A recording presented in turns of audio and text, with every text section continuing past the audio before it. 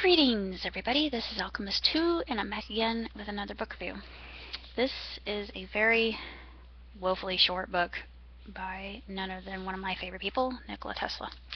And I know I mentioned this before in my review of Atlas Shrugged Part 3, who is John Galt. This is a more concise review of this said subject. The book in and of itself speaks of Tesla's inventions, which he did not invent radio. He helped with the invention of radio.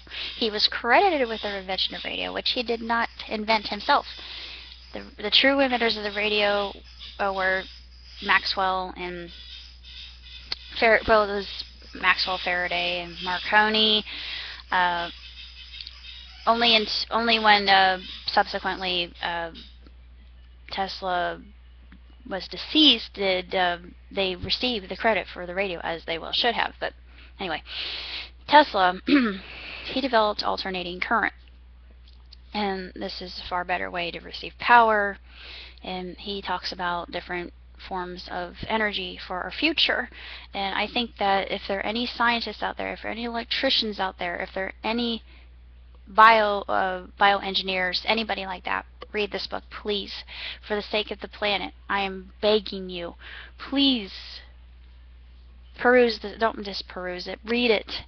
And one of the things that I really enjoyed was that he speaks of crystal power, which I absolutely support. And I'm not sure how it would be implemented, but I thought, good, somebody actually believes how I do. And it's definitely achievable. It's just I don't know how it would be done. And the one element on this earth that we have more plentiful amounts of than anything else that's indigenous is silica.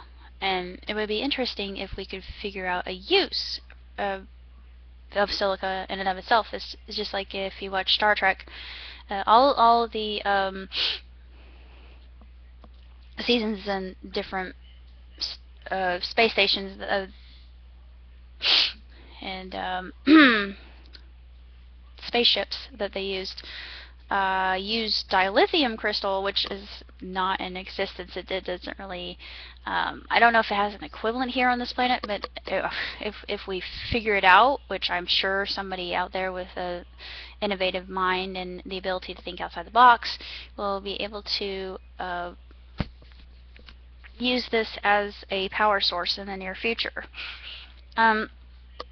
Tesla was an optimist, and he was also very eccentric and enigmatic and strange, and he had this kind of fixation on birds, of all things. He actually wanted to marry a pigeon. And I don't hold it against him, but I guess if you want to marry a pigeon, who am I to judge you? But they wouldn't talk back. I mean, it would be the perfect it would be the perfect spouse. It would hey, Pidgey, where do you want to go today? And pigeon will go wherever you go.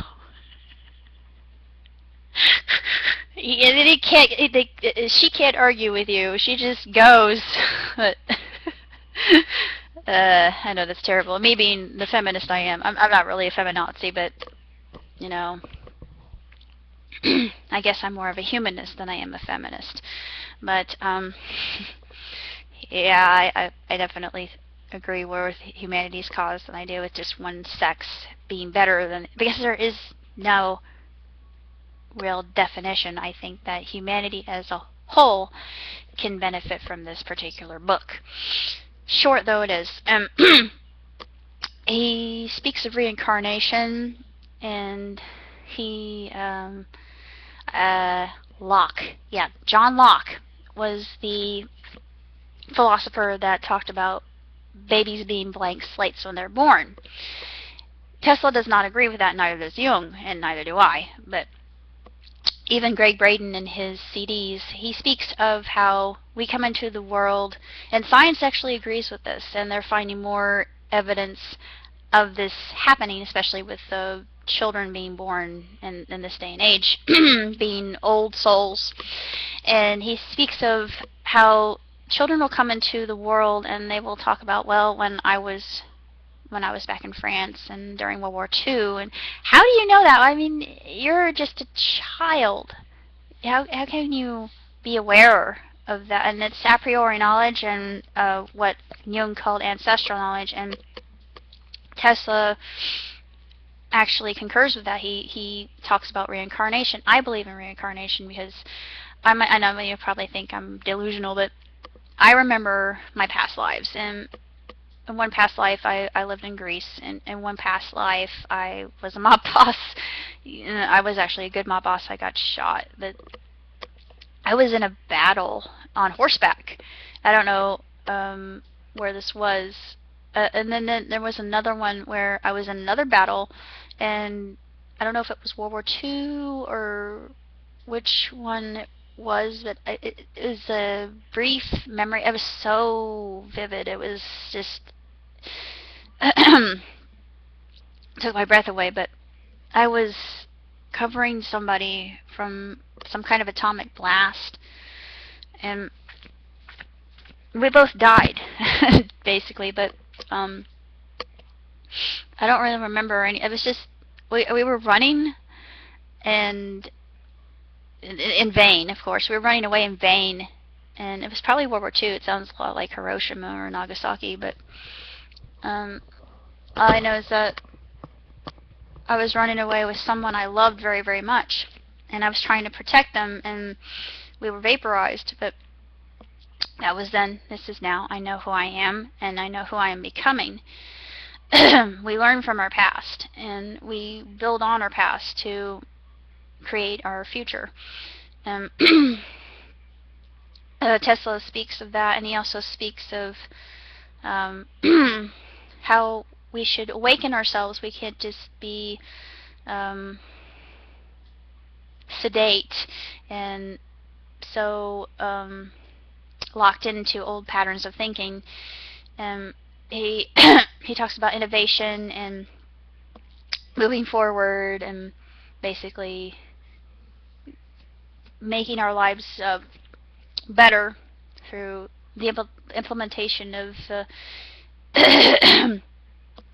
robotic sentinels. He talks about how they would be controlled remotely, and I forget what he called them, honestly, but I thought, yeah, that could definitely work. Just hope that they don't decide to overthrow you in the process. As Asimov always talked about that in his books, and that's why I'm a big fan of Asimov, even though I think that AI in and of itself is fascinating and disturbing and frightening at the same time. Excuse me. But though this book is short, it's very, very educational. It's very pithy, and he really has a lot of insight, I do believe, and it's one thing that we can take away and learn from. But I think that if this happened, it might cause more of a problem than it's worth, because big oil would feel threatened. But the thing is, we can't really rely on oil and coal the rest of our lives, because eventually these resources will run out. And Dad also told me about water running out, and I said, so basically we're living in the world of Mad Max and Tank Girl. And he said, yeah.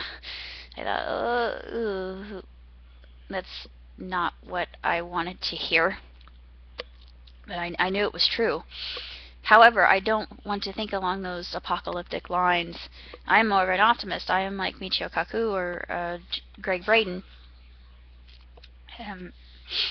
I think that we will see, we're already seeing a paradigm shift in the way that we think, in the way that we do things, and we're realizing that the old patterns are just not working like they should or would, and we have to think of new ways to do things.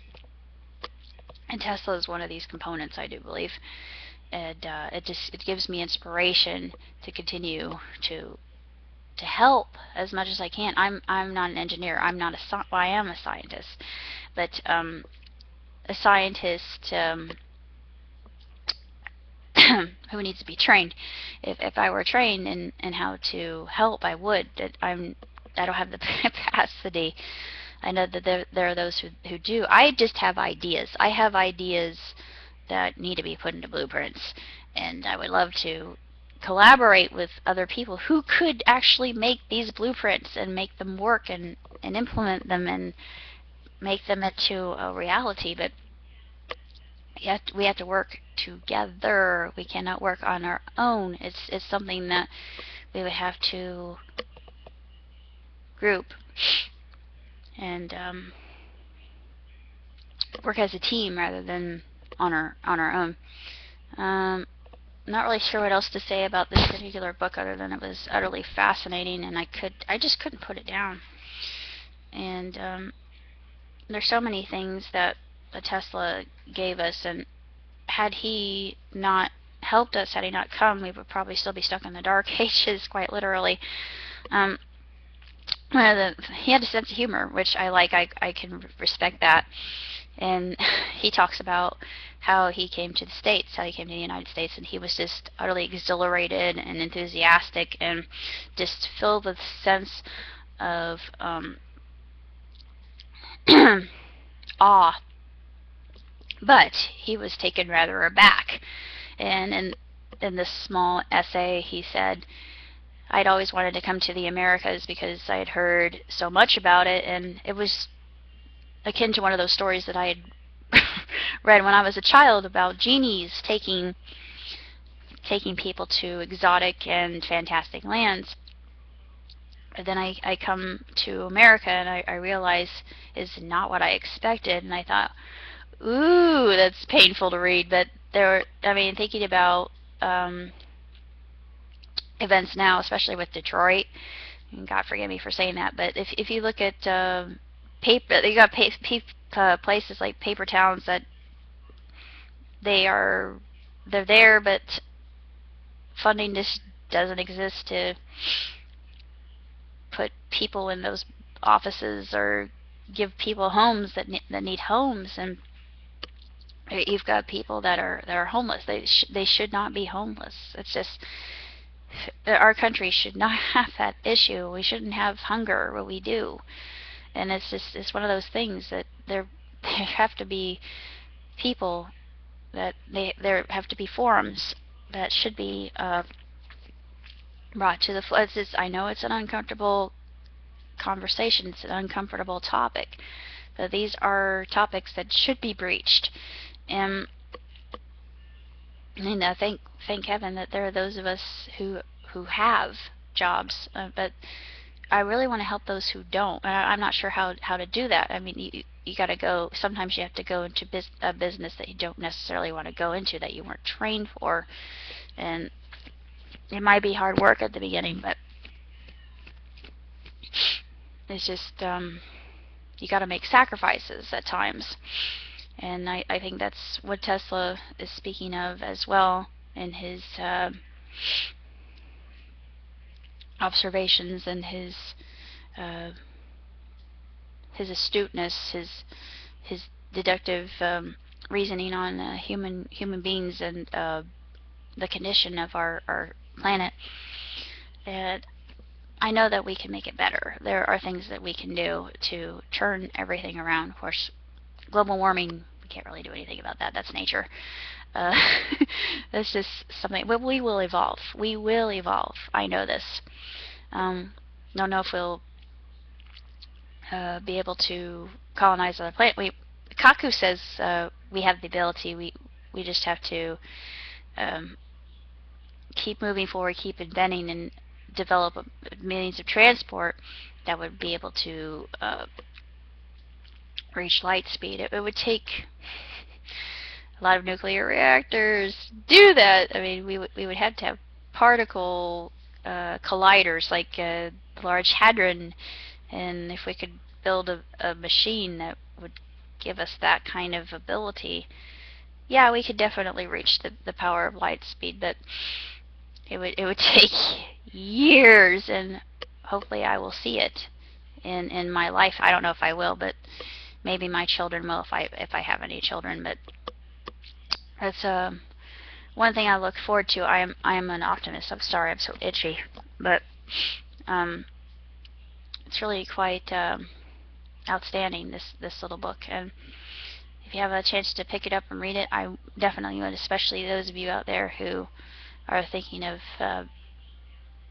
ways to help us in the future. So this is my plea to you and my petition to read Tesla and to garner his knowledge and to use it, and hopefully, well, I know, I'm not going to say hopefully, we will see a new dawn. We will see a better future, I do believe. Until next time, live long and prosper. Arrivederci.